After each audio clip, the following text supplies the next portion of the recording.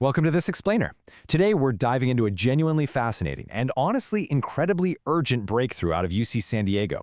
It's all about how dementia risk factors uniquely impact the female brain. For a long time, the medical community has recognized this massive disparity in how Alzheimer's disease affects men versus women. But the actual nuts and bolts of why that gap exists, that's been a real mystery. Well, today we're looking at a major new study that pretty much completely flips our understanding of brain health and biological sex.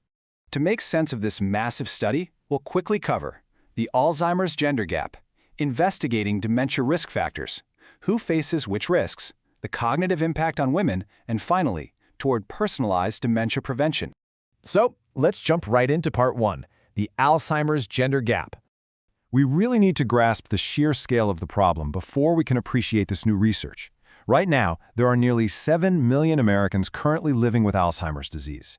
7 million. That's a staggering number. It represents just this immense, heavy burden, not only on our healthcare systems, but on millions of families, caregivers, and entire communities across the country.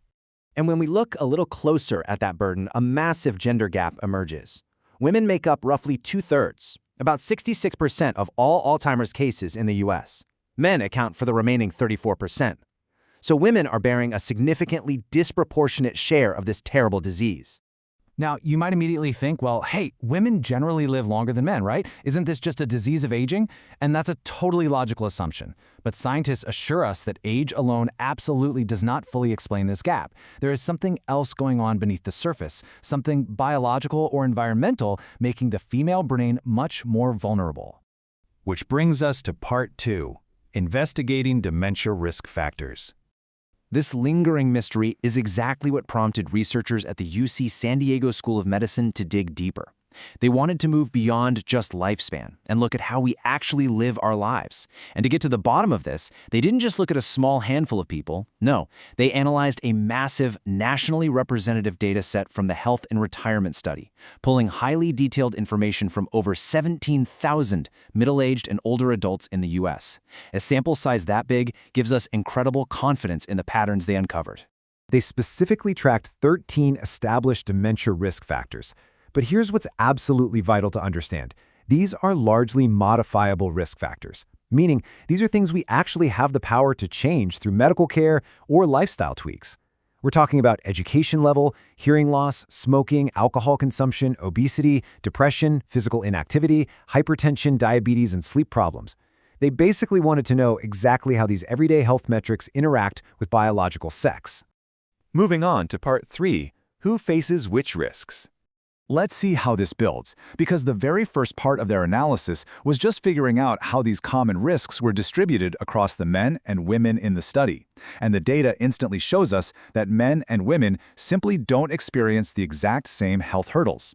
Women reported significantly higher rates of certain risks. For instance, 17% of women reported depression compared to just 9% of men.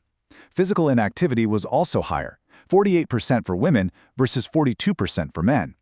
Women also experienced higher rates of sleep problems and had slightly lower average educational attainment, which, as the study notes, is a known risk factor for later cognitive decline. When we put all this data side by side, we see a really clear split. While women faced more depression, inactivity, and sleep problems, men showed significantly higher rates of other factors entirely. Hearing loss affected 64% of men compared to 50% of women. Men also had higher rates of diabetes and literally nearly double the rate of heavy alcohol use. However, it's crucial to note they did share some major common ground. High blood pressure was a widespread danger, affecting roughly 6 out of 10 participants across both sexes. On top of that, the average body mass index for both men and women fell within the overweight to obese range. So cardiovascular and metabolic stress was highly prevalent across the board for everyone. This leads us to part 4. The cognitive impact on women. Here's where researchers uncovered a massive twist in the data. They looked past just how common these factors were and actually measured how they impact the brain's cognitive performance. The core revelation of this entire study is that it isn't just about prevalence, it's about the steepness of the cognitive impact. Conditions related to heart and metabolic health, like hypertension and an elevated BMI, caused a much steeper, more intense cognitive decline in women compared to men. Let that sink in. The exact same health issue was simply doing more damage to the female brain. And here is a truly astonishing detail. Remember how hearing loss and diabetes were noticeably more common in men? Well, researchers found that despite being less common in women, when those specific issues did occur in women, they actually resulted in lower cognitive scores for the women than for the men. It turns out the vulnerability is tied to biological sex, not just how frequently the condition occurs in the population. To put this into perspective, the study's first author, Dr. Megan Fitzhugh, explains it like this. Looking beyond which risk factors are most common, we found that some have a disproportionately larger impact on women's cognition. Basically, a health issue that might cause only moderate cognitive effects in a man could completely derail a woman's brain health. This totally shifts how we need to think about preventative care. The crucial point here is summed up perfectly by senior author Dr. Judy Paugh. She states, these differences highlight the importance of considering sex as a key variable in dementia research.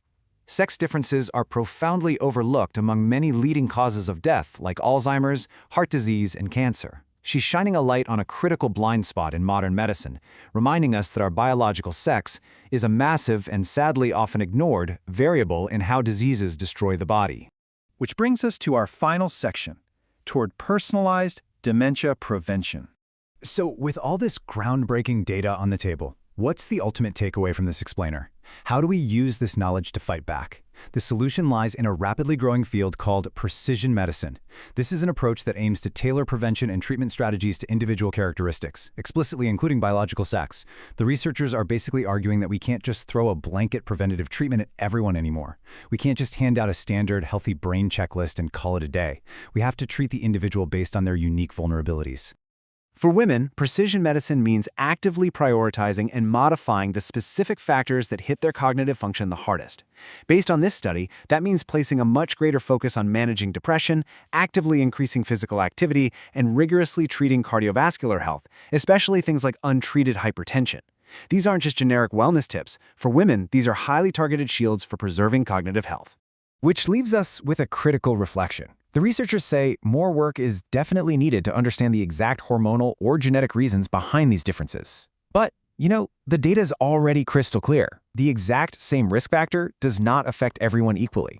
Knowing that our biological sex fundamentally changes how lifestyle factors damage our brains, you really have to wonder, when it comes to protecting your own brain against cognitive decline, is your current healthcare plan actually tailored to protect the unique wiring of your mind?